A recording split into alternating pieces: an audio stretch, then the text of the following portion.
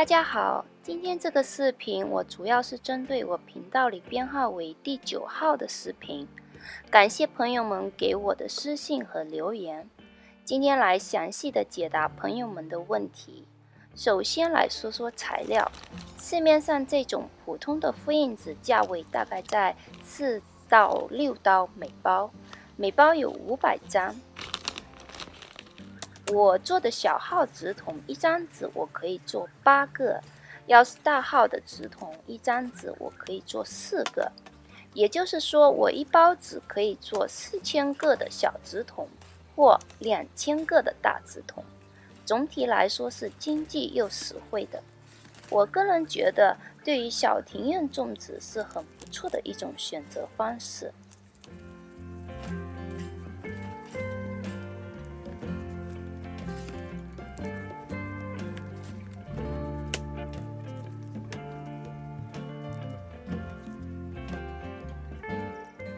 要是周末一家人一起制作纸筒，也是一种很不错的家庭活动方式。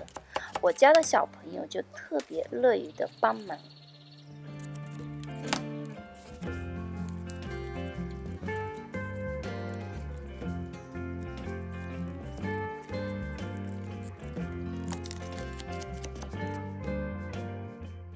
大家看视频时，可能对纸筒的大小没有太大的概念。现在我来展示一下它们的尺寸。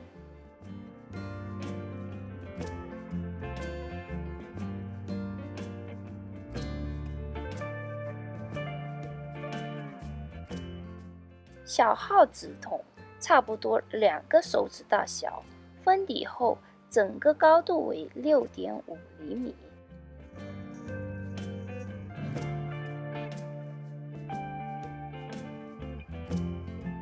大号纸筒差不多是3个手指大小，封底后整个高度为9厘米。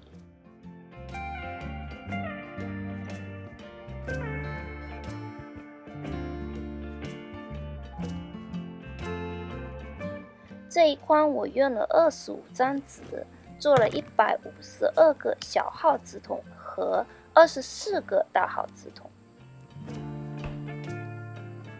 最后说一下育苗时用的土，我一般都会去买专门的育苗土，因为这样子更方便一些，也能确保育出来的苗长得更强壮一些。现在是大家忙着播种的时节，我也要开始忙起来了，也祝大家育苗愉快。要是您是我频道的新朋友，想知道这种方式更详细的育苗过程，您可以进入我的频道观看编号为9的视频。感谢大家的观看，谢谢。